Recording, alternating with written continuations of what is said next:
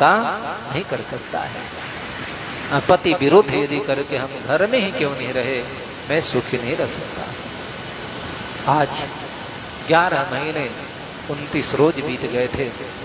उतानपाद गया, मार्ग भटक गया था, डर रहा था कहीं कोई जंगली जानवर, हिंसक जानवर कहीं चोट न पहुंचा देवे। दिखाई दिया रात्रि के समय एक दिया टिमटिमा रहा था, दीपक का लौ रोशनी प्रकाश दिखाई दिया। और उसी समय जो है राजा आया।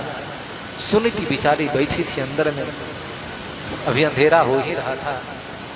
दैव योग से, परमात्मा कृपा से राजा सोचा कि यहाँ तो कोई संत महात्मा होंगे, भजन पूजन पाठ करते होंगे।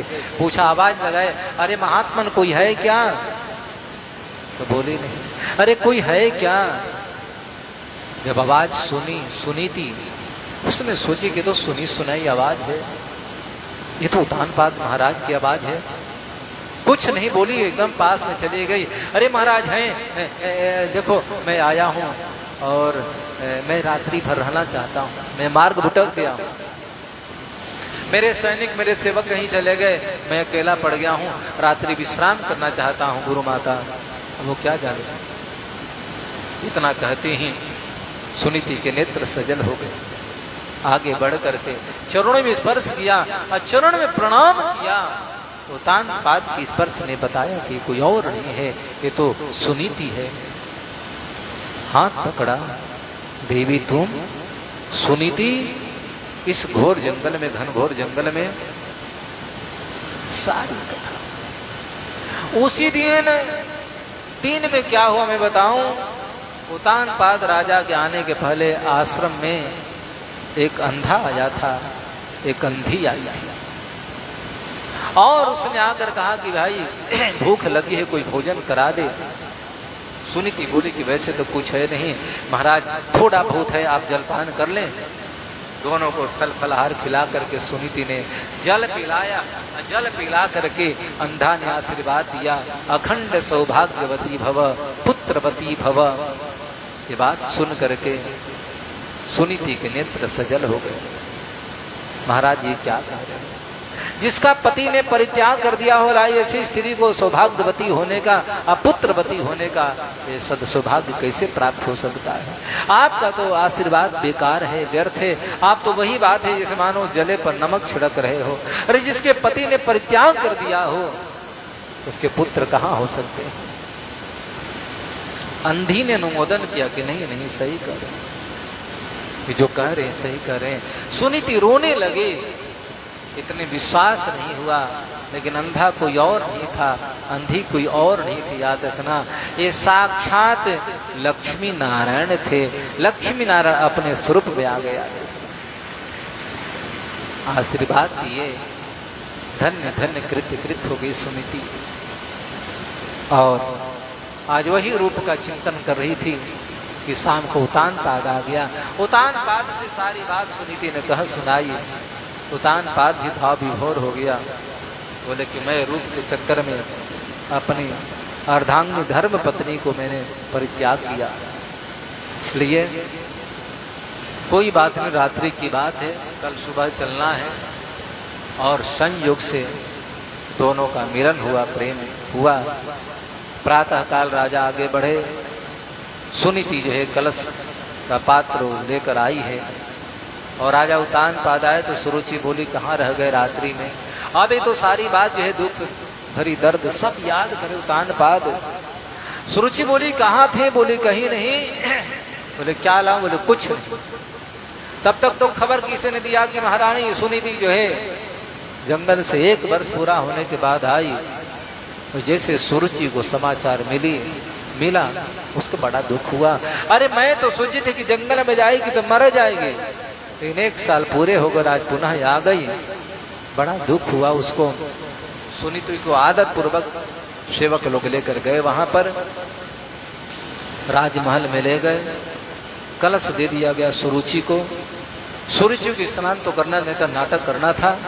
जल को फेंक दिया। सुनीति महारानी वहां रहने लगी। तब जाकर आज बोल दिया। सुरुचि ने कहा कि देखो इस महल में या तो मैं रहूंगी या तो सुरुचि रहेगी, ये दोनों एक जगह नहीं रह सकते हैं। संयोग से पता है 1 साल पूरे हुए। 1 साल पूरे होने के बाद में माता सुनीति के गर्भ से एक बालक का जन्म हुआ जिसका नाम ध्रुव पड़ा।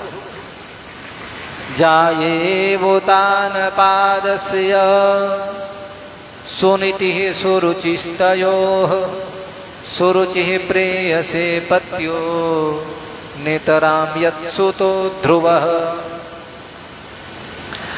सुनीति का बेटा जो है ध्रुव, लेकिन संतों के पास हमेशा आना जाना हुआ। संत लोग आते रहे। बात याद रखना, जीवन में संतों की सेवा कभी व्यर्थ नहीं जाती है।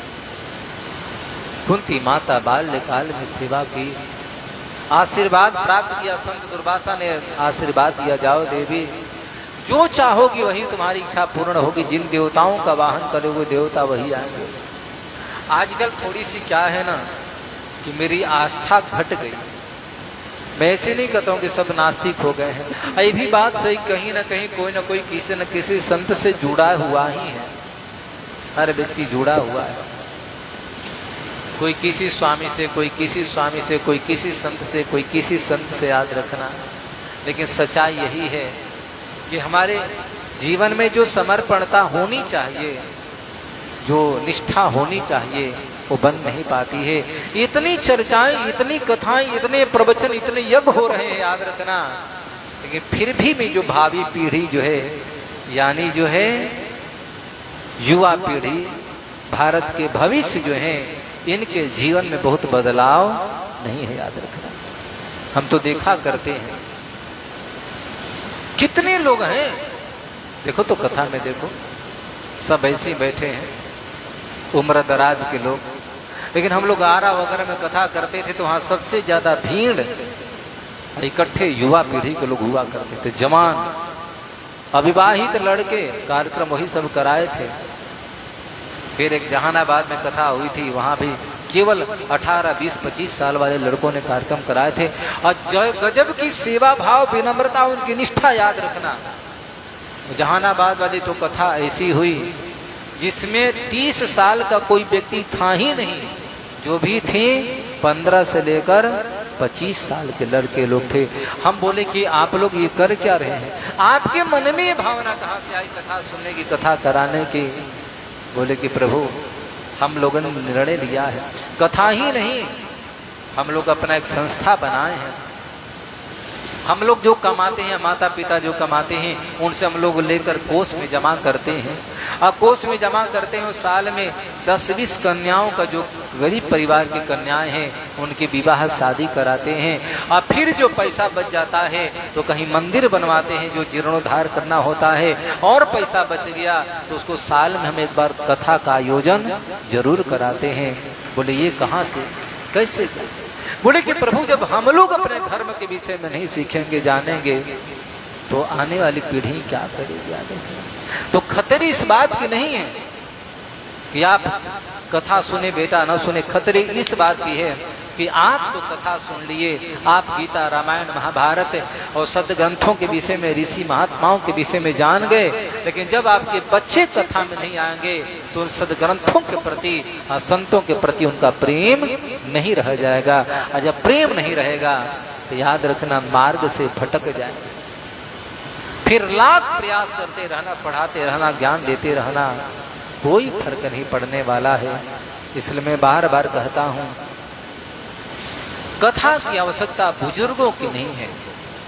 बाप कथा सुने न सुने कोई बात नहीं, वयोवृद्ध कथा सुने न सुने एक बार चलेगा, क्योंकि उनका तो जीवन जैसे तैसे पार हो गया। लेकिन ये भविष्य, भारत, ये देश, ये हम और कहाँ पहुंचे जा रहे हैं, यदि हम नहीं सावधान हुए, हम नहीं कथा सुन पाए, तो एक बात याद रखना, धर्म नहीं रहेगा। और धर्म ही नहीं रहेगा तो फिर हम कहाँ से रह सकते हैं? तो धर्म को बचाने के लिए युवा पीढ़ी को कथा सुनना जरूरी है। धर्म बचाने के लिए जो है यज्ञ करना जरूरी है, इनके लिए और किसी के लिए नहीं। लेकिन लोग आएंगे, क्रिकेट खेलकर चले जाएंगे, फुटबॉल खेलकर चले जाएंगे, घूम फिर करके मेला से चले जाएंगे, कथा से क्या लेना देना है? नहीं, जब कथा होती हो तो उन बुजुर्गों के साथ में उन युवकों को जरूर बैठना चाहिए, उन माताओं के साथ में उन बहन बेटियों को जरूर बैठकर कथा सुनना चाहिए। इसलिए ये विचार होना चाहिए, ये उद्देश्य लक्ष्य होना चाहिए, तब तो ठीक है। और नहीं तो फिर आपकी भी थोड़ी कमी है कि आप जाते हैं तो ये नहीं कि चल बेटा कथा में चल, नहीं कहें। तो आपको पता है कि आप कथा सुनेंगे बिलम मेला घूमेंगे। खैर, तो मेरे कहने का भाव ये है कि संत लोग आया करते थे, आज संतों की सेवा व्यर्थ नहीं जाती है। आज संतों ने कहा कि मांग सुनीति, क्या मांगना चाहती हो, कौन सा आशीर्वाद दी। सुनीति बोले कि प्रभु यदि आप प्रसन्न है तो एक वरदान दे दो। आशीर्वाद बोले क्या, ये है ना सुरुचि मेरी छोटी बहन, उसका कोई संतान हो जाए, बेटा हो जाए, ये भी सुनीति ने मांगा। महात्माओं ने कहा कि मैं ये वरदान नहीं दूंगा। अरे सुरुचि तो तुमसे घृणा द्वेष करती है, ईर्ष्या करती है, उसके लिए तुम ये आशीर्वाद मांग रही हो। बोले कि वो भला ही घृणा करे, लेकिन मैं तो उसको छोटी बहन की तरह मानती हूँ। प्रभु देना है तो यही आशीर्वाद दें। तब जाकर के संतों ने आशीर्वाद दिया और संतों ने सुरुचि सुनीति के कथनानुसार सुरुचि को आशीर्वाद दिया और तब जाकर सुरुचि के गर्भ से एक बालक का जन्म हुआ जिसका नाम उत्तम पड़ा। उत्तम। खैर, आपके साथ अपकार करने वाले अपकार करते रहते हैं, कोई बात नहीं। यही तो है सज्जन दुर्जन का पहचान। दुर्जन अपमान करेगा लेकिन सज्जन तो काम अपमान और उपकार नहीं, वो तो सदैव उपकार ही करता है। दुर्जन द्वेष रखे कोई बात नहीं, इसलिए सज्जन में दुर्जन में भेद क्या रहेगा, साधु में असाधु में भेद क्या रहेगा, याद रखना। जब साधु की सोच वही, असाधु की सोच वही है, सज्जन और दुर्जन में क्या अंतर रह जाएगा। इसलिए सज्जन अपनी सज्जनता को न छोड़े। आज थोड़ी देर के लिए कोई हमारे साथ ऐसा व्यवहार करता है तो मैं भी चुकता नहीं हूं उसके साथ करने में। करने दो यार, उसकी वही श्रेणी है, उसकी वही योग्यता है, उसके भीतर उतना ही संस्कार है, लेकिन मैं उसके लिए थोड़े होंगे, याद रखना। तो वो बुरा है तो बुरा करेगा, लेकिन मेरा तो परिचय भले आदमी में होता है, मेरा तो पहचान कुछ और है। इसलिए हम अपने स्वभाव को न छोड़े। तो बस बच्चों को संस्कारी बनाना है, बुढ़ापे को सुरक्षित रखना है, बुढ़ापा में सुख पाना है, तो हम कथा सुने, अब बच्चों को भी कथा सुनाना प्रारंभ कर दें। बोल गोविंद भगवान की। श्रीमन्नारायण नारायण नारायण श्रीमन।